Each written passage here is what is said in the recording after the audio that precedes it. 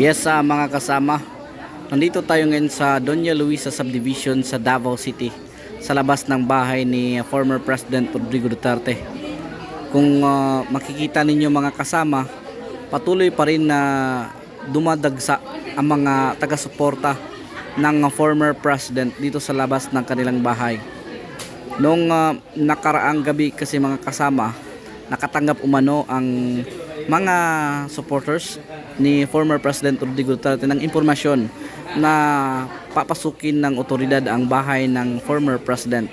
Pero nilinaw na ng Police Regional Office 11 na ang impormasyon na natanggap ng mga supporters ni former President Duterte na lulusubin ang kanilang bahay ay hindi ito totoo. So kahit pa mga kasama na sa sinabi ng otoridad, pero yung mga taga-suporta ng former president ay dumadagsa pa rin hanggang sa ngayon. Iisang linggo na mga kasama, pero ito pa rin ang naging sitwasyon dito sa labas ng kanyang bahay ng former president. Tapos mamaya mga kasama, dadagsa na naman, inaasahan na dadagsa na naman ang mga tao rito upang bantayan ang bahay ng former president.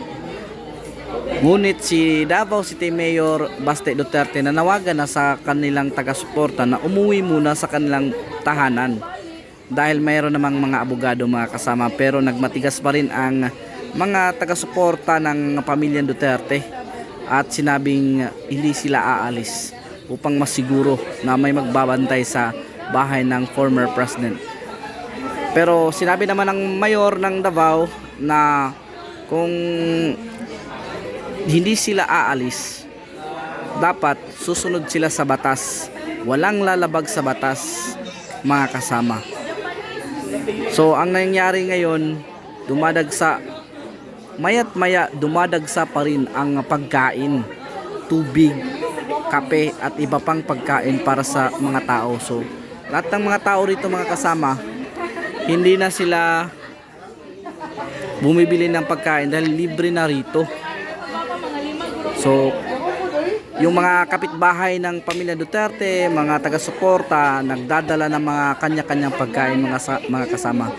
At meron ding mga nag-donate ng mga tent dito para masisilungan ang mga taga-suporta ng former president. Lalo na rito mga kasama, na ang nangyari kasi rito mga kasama, umuulan.